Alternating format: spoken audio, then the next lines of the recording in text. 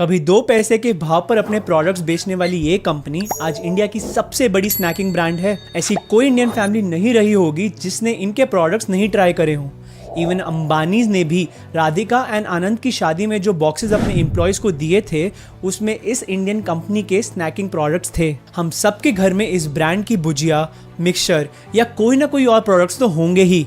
अब तक तो आप समझ ही गए होंगे, मैं बात कर रहा हूँ हल्दीराम्स की। कभी चाय के साथ भुजिया बनकर, मेहमानों के लिए भाकरवड़ी या मूंग दाल बनकर हम इस ब्रांड के प्रोडक्ट्स 5 रुपए से लेकर बड़े बड़े पैकेट्स भी देख चुके हैं।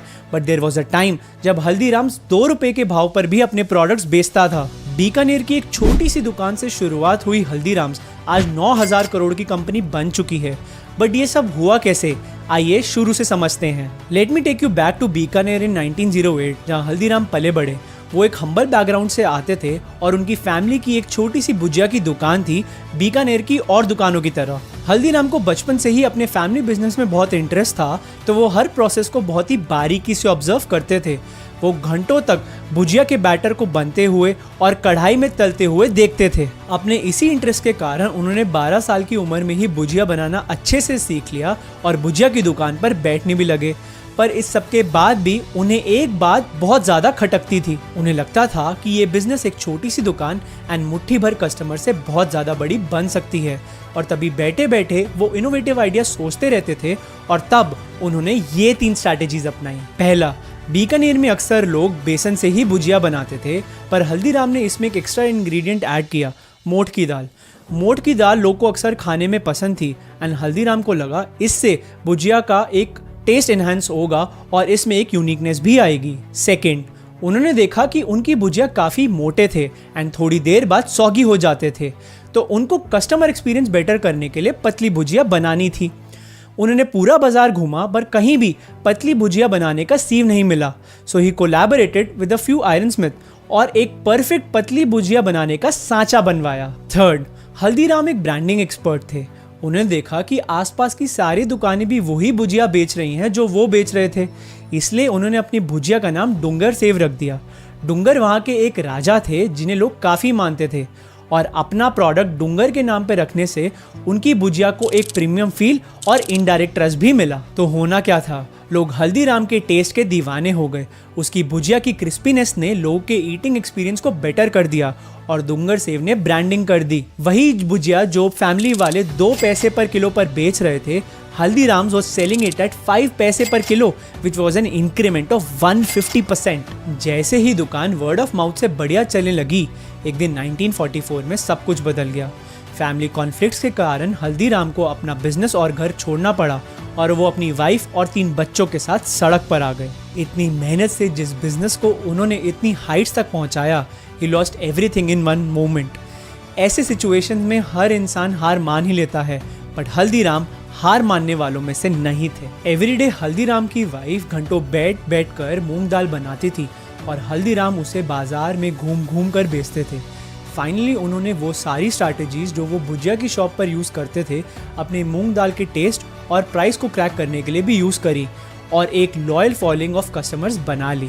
फाइनली कई दिनों की मेहनत के बाद हल्दीराम ने भी अपनी फिर से एक शॉप ओपन कर ली, जहाँ पे वो अपनी पुरानी परफेक्शन भुजिया बेचने लगे। कहते हैं the best place to sell your product is at family gatherings.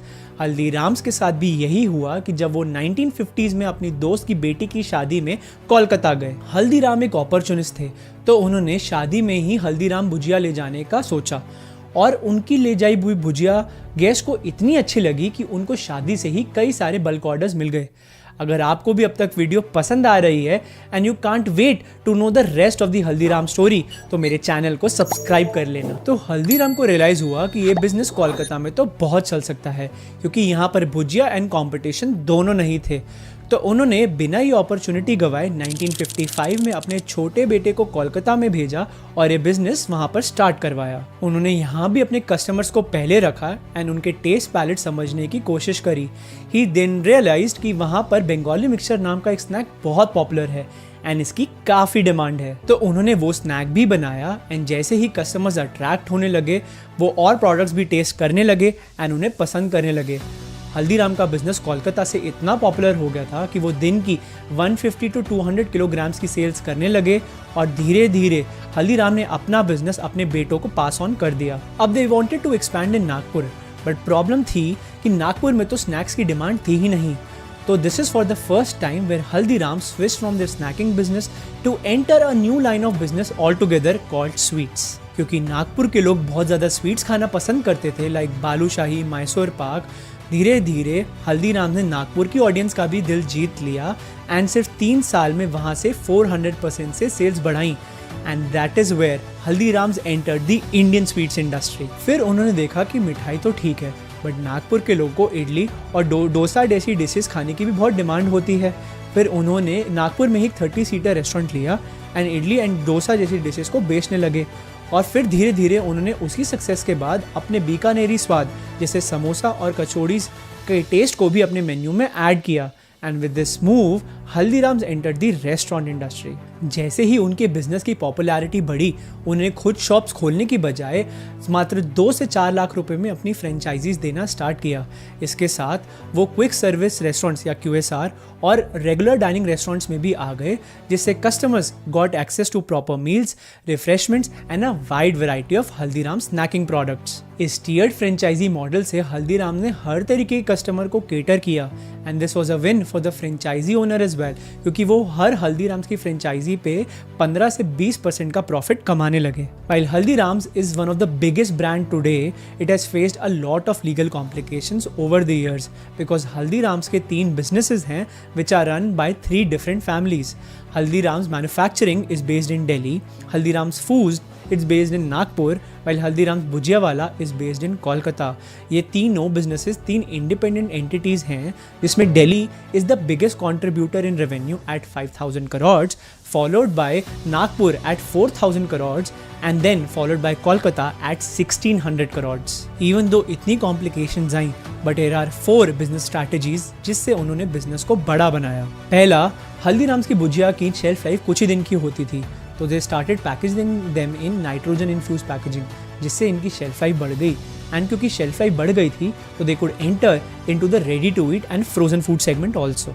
Number 2, जैसे ही ऑनलाइन शॉपिंग का ट्रेंड बढ़ा, हल्दीराम्स ने भी अपनी ई-कॉमर्स की प्रेजेंस बढ़ाई एंड आज with over 400 products they are available in all of India's leading e-commerce platforms. Third, आज लोग environment conscious हो गए हैं and to place itself as an environment conscious brand, Haldiram's अपनी एनर्जी 40% रिन्यूएबल सोर्सेज से ही लेती है एंड काफ़ी सारे innovative eco friendly packaging solutions पर भी वर्क कर रही है। फोर्थ, हल्दीराम्स ने समझ लिया कि स्नैकिंग एक इम्पल्सिव बाय है, तो कस्टमर्स को अट्रैक्ट करने के लिए एंड शेल्स में स्टैंड आउट करने के लिए उन्होंने कलरफुल पैकेजिंग का इस्तेमाल किया ताकि कस्टमर्स उनके प्रोडक्ट इजीली देख पाएँ और ख़रीद भी पाएँ। रिजल्ट, आज हल्दीराम्स इंडिया की टॉप मोस्ट स्नैकिंग ब्रांड है एंड सिर्फ इंडिया में नहीं, 80+ कंट्रीज में हल्दीराम्स के प्रोडक्ट्स खाए जाते हैं। सिर्फ 2023 में हल्दीराम्स ने 9,215 करोड़ का रेवेन्यू करा, while their competitors PepsiCo's revenue stood at 6,420 crore and Balaji's revenue stood at 5,296 crore. आज हल्दीराम्स का 80% रेवेन्यू पैकेज फूड से आता है